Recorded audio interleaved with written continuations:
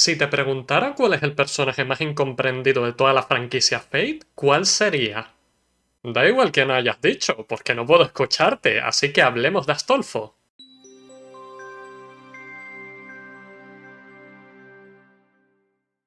¿Qué significa ser un paladín? ¿Cuáles son las virtudes que hacen al paladín? ¿Y cuáles son sus obligaciones?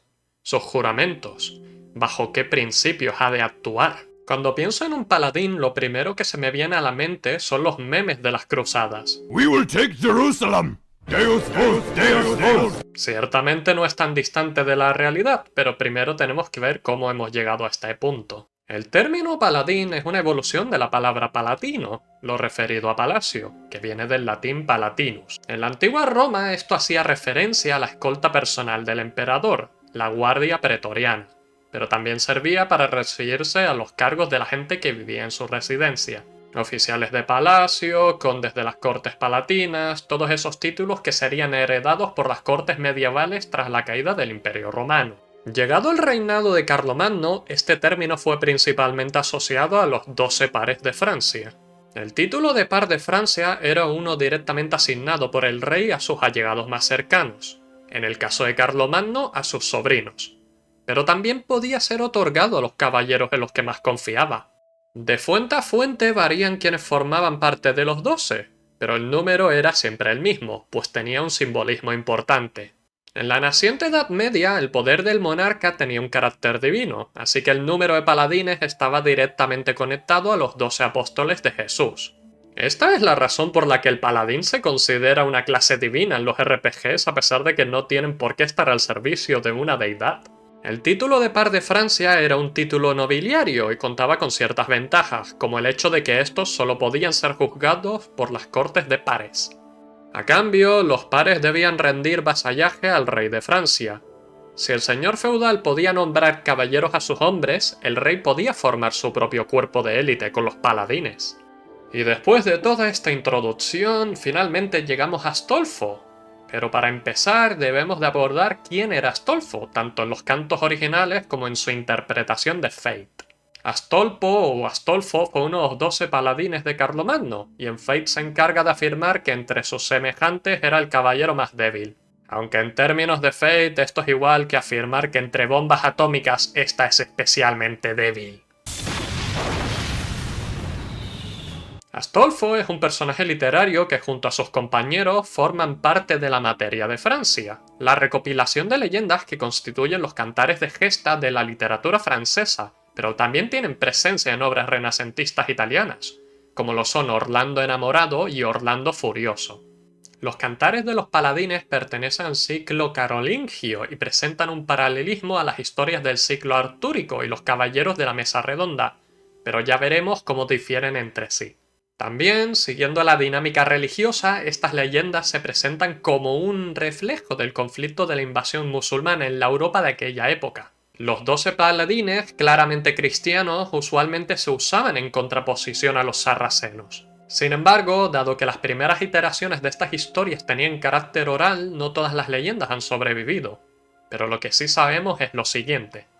Astolfo era hijo del rey Otto de Inglaterra, siéndole atribuido el título de príncipe y duque en numerosas leyendas, aunque también llegó a referirse a él como rey. Por eso es que en Gran Order, en su tercera ascensión, se le representa con la corona inglesa. Una característica común que tienen todas las leyendas y la interpretación de Fate es que Astolfo es considerado un antihéroe.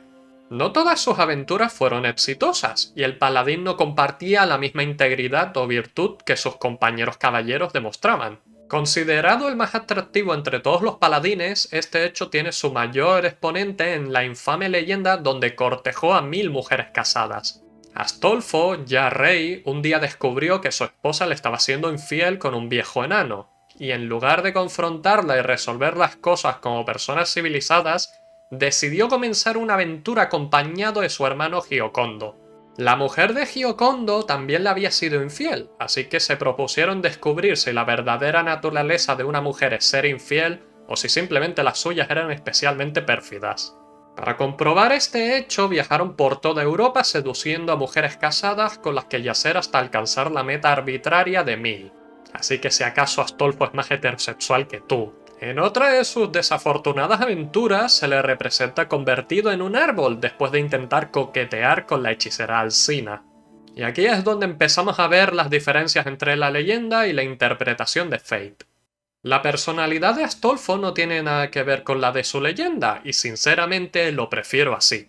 Astolfo es un faro de la esperanza, con o sin cordura, capaz de motivar a cualquiera que lo acompañe. Supongo que por eso me identifico con Astolfo, esta bola optimista de energía positiva.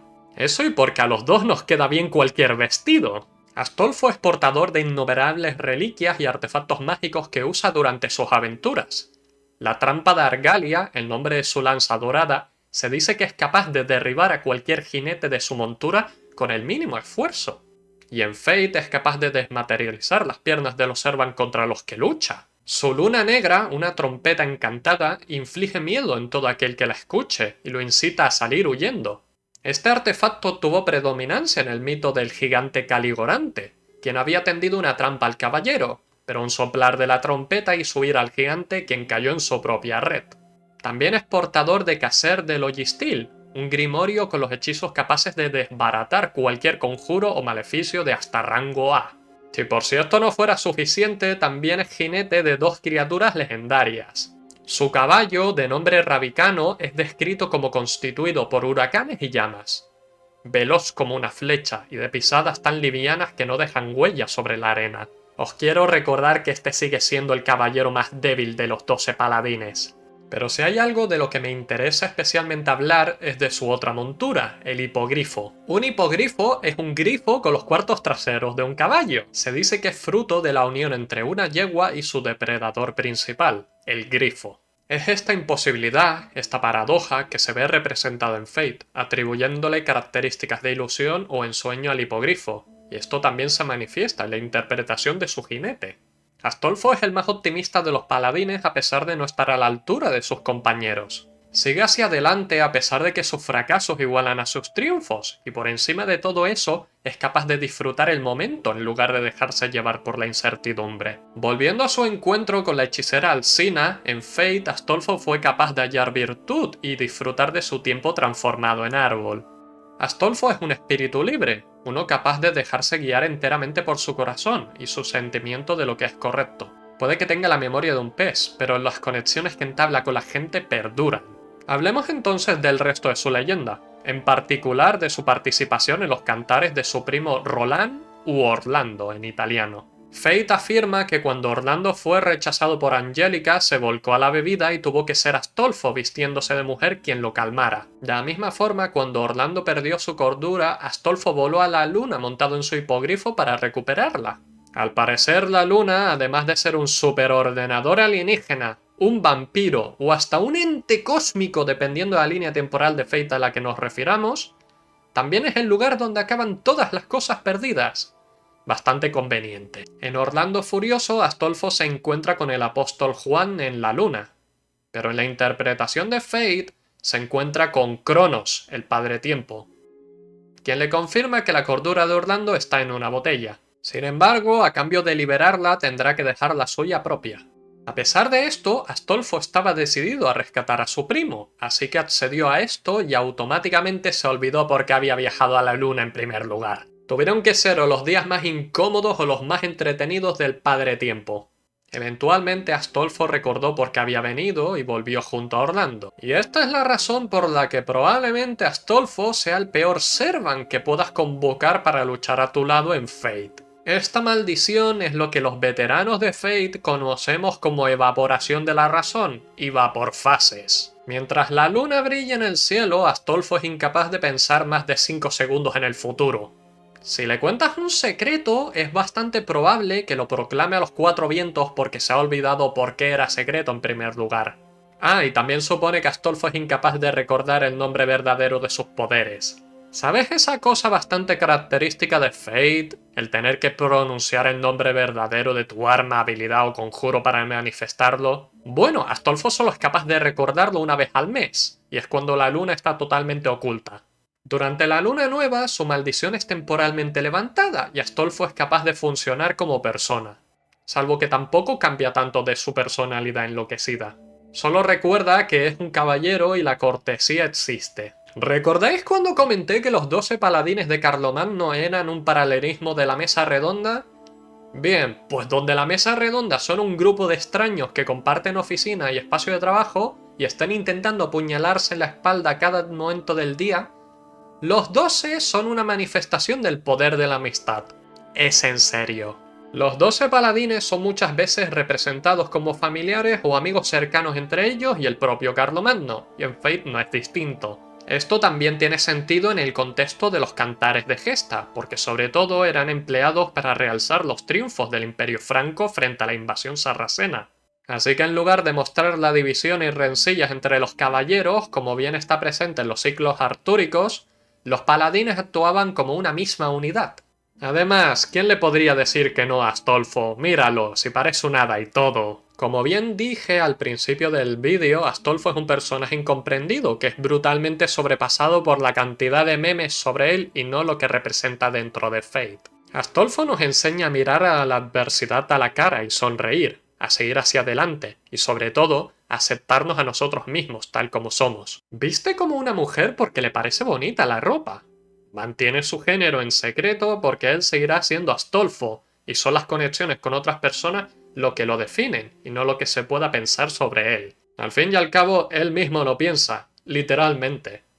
Tampoco ayuda que probablemente, aunque seas su máster, si lo invocas no vaya a colaborar contigo. Como bien afirma él, no tiene deseo para el Grial, así que la única razón por la que quiera trabajar contigo es porque le hayas caído bien, o porque le ofrezcas aventuras que llenen esta segunda vida que le ha sido otorgada. Esto mismo pasa en Fate Apócrifa, donde ignora a su primera máster en pos de hacer lo que le plazca, y termina formando un contrato con alguien que le caiga mejor. He dicho ya que la única razón por la que tiene una versión Saber es porque quería decir «seré tu espada» a su máster. Ese es el tipo de servant que Astolfo es. Y por si fuera poco, también es famoso por recibir numerosos regalos en sus leyendas y dentro del propio Fate. Tiene la capacidad innata para usar cualquier Noble Phantasm que le haya sido regalado de forma voluntaria. ¿Sabéis lo absurdo que es eso? Solo tenéis que imaginar si Artoria le regalara Excalibur a Astolfo, este no tendría ningún problema en usar la máxima potencia, libre de pegas o consecuencias. Es la definición literal de un paladín caótico bueno y lo adoro por eso. Por esto mismo, se ha ganado una entrada en el compendio de personajes. Espero que os haya gustado el vídeo. Recordad darle a me gusta y compartirlo para llegar a una mayor audiencia. He sido Albi Rodnus, el hada cuentacuentos, y me despido.